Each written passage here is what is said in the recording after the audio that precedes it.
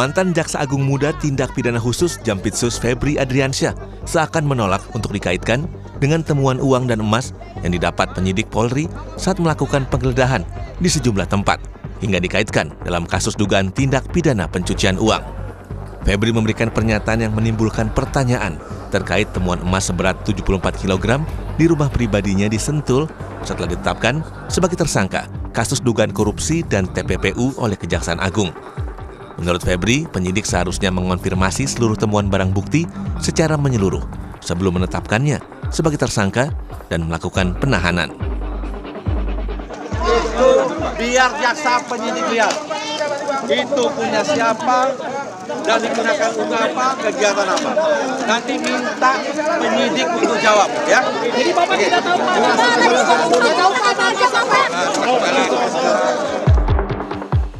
Sebelum Febri ditahan, Handika, kuasa hukum tersangka dugaan korupsi, Don Rito, menyebut rumah di kawasan Sentul yang digeledah penyidik adalah rumah yang ditempati kliennya. Pengacara Don Rito menegaskan kliennya tidak memiliki keterkaitan dengan dugaan kasus korupsi. Ia juga menyatakan rumah di Sentul sudah tak lagi ditempati oleh mantan Jampitsus Febri Adriansyah. Penguasaan, kepemilikan. Jadi itu bukan milik Pak Febri. Rumah itu sudah 10 tahun, informasinya nggak pernah dipakai sama Pak Febri. Tapi di 2023 dipinjam oleh si Pak Izor untuk kantor yayasan. sewa kontrak atau hanya jual terus? Mengajukan permohonan menggunakan. Ini dibuktikan dengan bukti pendukung ada 2. 1, semua biaya maintenance, listrik, air, dan staf yang kerja di situ yang bayar Pak Idon semua, bukan Pak Febri. Per 2023. Itu awal 2023. Kini mantan Jampitsus Febri Adriansyah ditahan di rumah tahanan KPK sejak 24 Juli 2026 untuk masa penahanan awal selama 20 hari untuk keperluan penyidikan lebih lanjut. Juru bicara KPK Budi Prasetyo bilang, penitipan tersangka Febri Adriansyah di rutan KPK adalah bentuk sinergitas antara KPK dan Kejaksaan Agung. Terkait dengan penahanan terhadap tersangka saudara FA, semuanya merupakan kewenangan dari penyidik.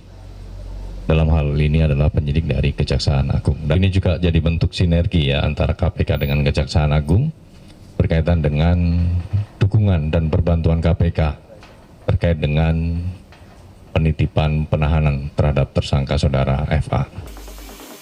Akankah dugaan tindak pidana pencucian uang yang disangkakan kepada mantan Jampitsus juga akan menyeret nama-nama lain?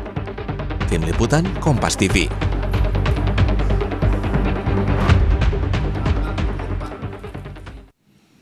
Selain tersangka kasus korupsi, mantan Jampitsus Febri Adriansyah juga menjadi tersangka tindak pidana pencucian uang berdasarkan temuan uang ratusan miliar rupiah dan emas batangan 74 kg dari penggeledahan di sejumlah lokasi. Yang menarik, ex-Jampitsus dalam proses penyidikannya ditahan di rutan KPK. Bagaimana pengusutan kasus TPPU yang melibatkan ex-Jampitsus bisa terang benderang hingga terungkap tuntas siapa saja yang terlibat. Mengingat TPPU tidak bisa berdiri sendiri tanpa asal usul uangnya. Kita ulas bersama dengan peneliti Pukat UGM Zainur Rohman dan penyidik KPK 2013-2021 Yudi Purnomo. Selamat pagi Mas Zainur, Mas Yudi. Pagi Mas. Selamat pagi. Pagi Om Zainur. Baik, saya ke Mas Zainur terlebih dahulu. Mas Zainur akhirnya jadi tersangka, kemudian ditahannya untuk kasus TPPU, sprindik TPPU. Tentunya ada sprindik lainnya, ada 3 yang lainnya yang diduga ini merupakan tindak pidana asalnya. Nah, ketika kita melihat penetapan tersangka untuk TPPU terhadap ex-Jampitsus ini, bagaimana kemudian ke depannya bisa dihubungkan ataupun disambungkan dengan tindak pidana asal yang 3? Asabri, batubara, dan juga ada korupsi Krakatau Steel. Ya Mas Priyo, jadi TPPU itu memang perlu predikat crime, tetapi tidak perlu dibuktikan. Yang penting ada predikat crime-nya, apakah itu tindak pidana korupsi dalam bentuk penerimaan suap atau gratifikasi atau misalnya penggelapan dalam jabatan. Ini kan dugaannya masih luas ya, karena ada berbagai info misalnya apakah ini adalah meminta jatah ataukah menjual barang bukti ataukah menerima suap dan seterusnya. Nah, di pasal 4 atau pasal 5 Undang-Undang TPPU kan di sana diancam ya setiap orang yang menyembunyikan, menyamarkan asal-usul dari harta yang diketahui atau patut diduga merupakan hasil TPPU, itu merupakan satu bentuk tindak pidana. Jadi ketika ini ada sanggahan dari DR melalui kuasa hukumnya bahwa itu adalah milik DR, nah sesuai dengan pasal 77 dan 78 Undang-Undang TPPU, maka dia wajib membuktikan secara terbalik. Dari mana itu emas 74 kilo? Apakah dia dapat dari bisnis? Maka harus dibuktikan bisnisnya apa, laporan keuangannya bagaimana, keuntungannya bagaimana, bayar pajaknya bagaimana. Nanti akan dicocokkan, Mas Priyo. Nah, kalau tidak cocok, ya artinya gagal untuk membuktikan asal-usul hartanya. Jadi tidak bisa dia mengatakan bahwa oh itu harta milik saya ya. Semua orang bisa ngaku-ngaku, tetapi kan pengakuan itu harus didukung oleh pembuktian. Nah, yang kedua adalah dari kaitan antara DR dan FA, tentu penyidik punya banyak alat bukti ya, misalnya dari komunikasi digital di antara para pihak, juga kemudian bagaimana para pihak ini memiliki keterkaitan kerjasama, dan seterusnya. Itu nanti semuanya akan dilakukan pemeriksaan, akan dilakukan pencocokan, dan kemudian dituangkan nantinya di dalam dakwaan oleh JPU. Nah, kalau tadi pertanyaannya ini kira-kira ke depan bagaimana? Itu pertanyaan semua orang gitu ya. Apakah ini nanti penyidik akan benar-benar membongkar jejaring FA ini sampai tuntas, atau dilokalisir ya, ada semacam cut off hanya sampai kepada FA dan DR. Kenapa? Karena ya siapa yang bisa menjamin bahwa uang 400 miliar dan emas senilai 74 kilo adalah milik FA sendiri? Siapa yang menjamin tidak ada titipan dari pejabat yang lain? Misalnya di kasus Zarofrikar ya, di Mahkamah Agung, seorang eselon 1 non hakim, dia adalah PNS karir, itu punya emas 52 kg dan juga uang 920 miliar. Ditangani oleh kejaksaan. Sampai sekarang perkaranya cut off di Zarofrikar, tidak diusut. Itu adalah titipan hakim-hakim korup atau memang murni dari Zarofrikar? Tidak mungkin hanya dari Zarofrikar aja itu. Dia bukan hakim, dia tidak memiliki kewenangan untuk mengadili perkara. Jadi Mas Priyo, ini memang nanti akan sangat menarik, perkara ini akan diusut sampai semuanya terbongkar atau kemudian akan di cut off. Yang kedua, memang selain TPPU, ini kan perkara tipikor ya sangkaannya. Nah, tentu nanti ini akan ada tantangan untuk membuktikan satu persatu. Misalnya di kasus Asabri di Jiwasraya, apa tindak pidana yang telah terjadi? Apakah penerimaan suap, ataukah pemerasan, ataukah ini penggelapan dalam jabatan? Nah, tentu kalau kita lihat pasal yang digunakan sepertinya mengarah kepada pemerasan dan atau penerimaan suap gitu ya. Nah, itu nanti kemudian akan dihubungkan dengan perkara TPPU-nya. Tetapi perkara TPPU itu sekali lagi tidak perlu menunggu pembuktian dari pidana asalnya. Selama ada pidana asalnya, kemudian sudah diketahui pidana asalnya, kemudian bisa masuk kepada TPPU-nya. Begitu, Mas Priyo. Oke, baik.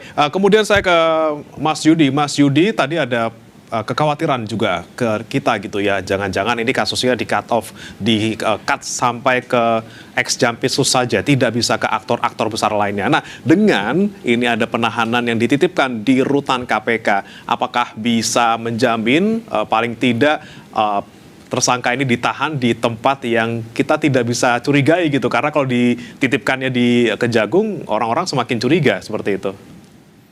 Ya, dalam setiap penyidikan tentu penyidik mempunyai strategi ya untuk memperkuat pembuktian, termasuk juga mencegah adanya intervensi di dalam mereka melakukan proses penyidikan ini untuk mengusut tuntas. Salah satunya bagi saya ketika teman-teman tim 9 Kejaksaan berhasil menetapkan tersangka dan berani melakukan penahanan, artinya mereka akan mengkonfirmasi apa yang dilakukan oleh tim penyidik dari Kotas Tipikor dan Dirkrimsus Polda Metro Jaya itu benar adanya ya. Kemudian pasti mereka akan berbicara mengenai di mana nanti kita akan tahan.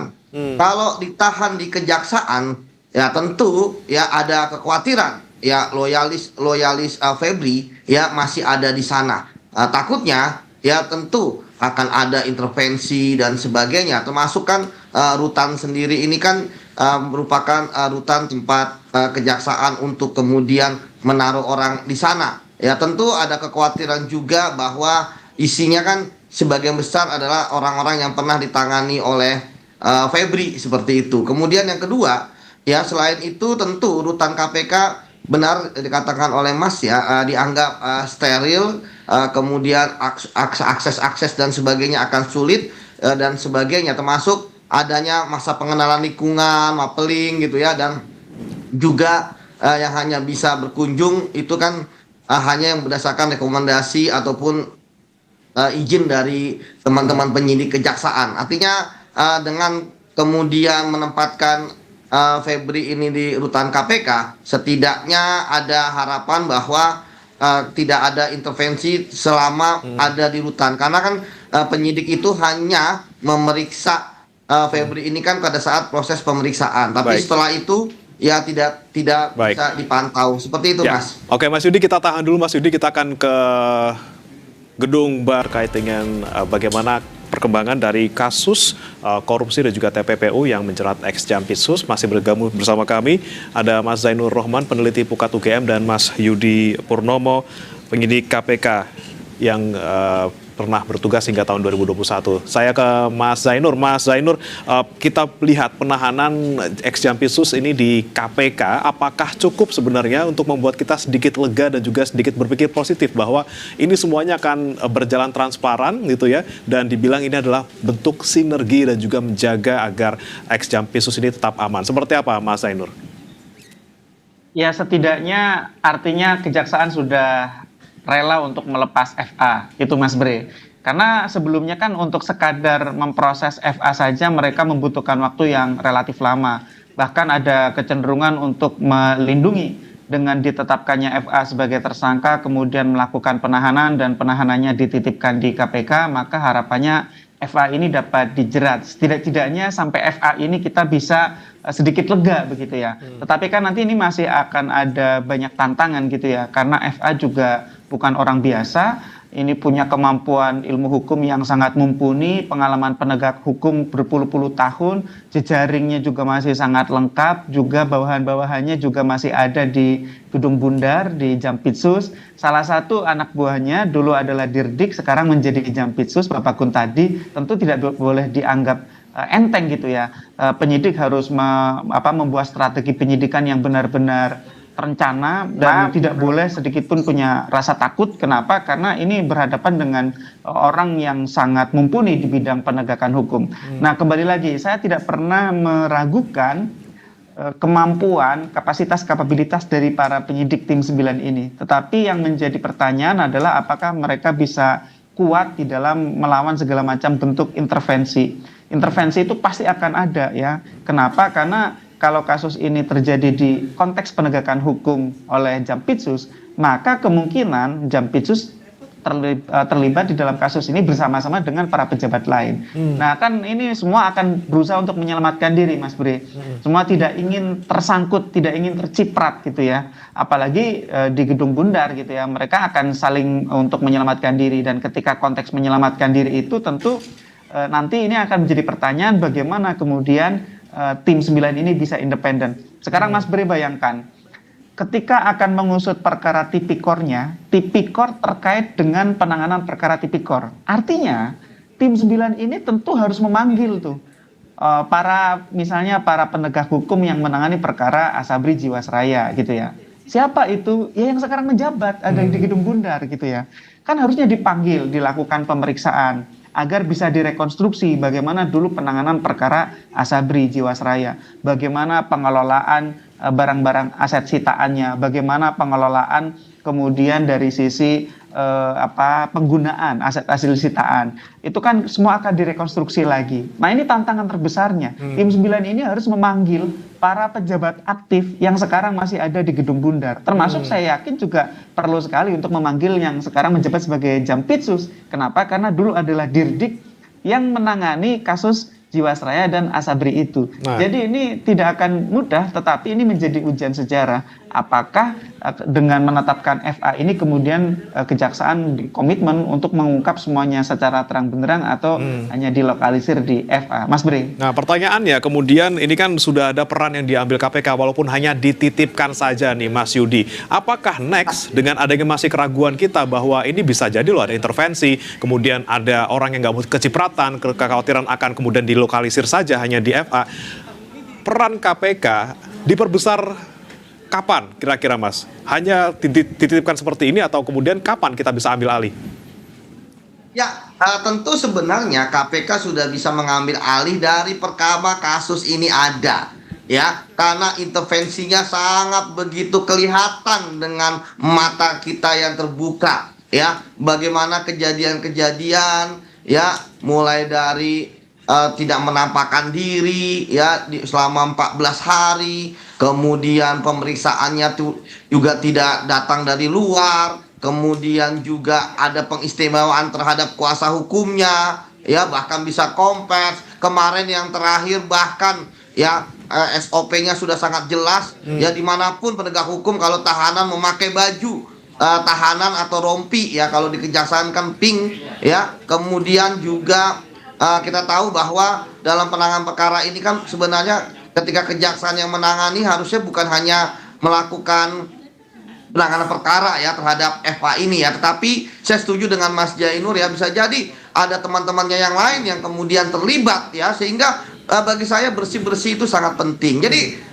ketika sekarang KPK posisinya sepertinya berada di bench atau bangku pemain cadangan, bagi saya sebenarnya ini tidak tepat dari awal gitu ya. Tetapi kan tentu karena tadi gini, pengambil alihan itu kan ketika pertama KPK itu yang proaktif, kemudian yang kedua yang diambil alih penegak hukumnya mau gitu ya. Kalau misalnya KPK-nya saja sudah ogah-ogahan gitu kan, hanya menunggu saja gitu kan, kemudian mengatakan akan supervisi dan sebagainya. Saya pikir supervisi jangankan kasus yang besar ini, kasus korupsi kecil pun ya KPK juga punya tugas untuk mensupervisi, apalagi sekarang sudah ada SPDP online ya, penegak hukum harus menyerahkan SPDP-nya di situ, mengupload. Jadi bagi saya ya kembali lagi bahwa oke lah, sekarang tim 9 sudah menangani dan KPK menunggu di luar ya, walaupun masyarakat saya pernah melihat bagaimana supaya tinggi KPK menangani kasus ini gitu ya,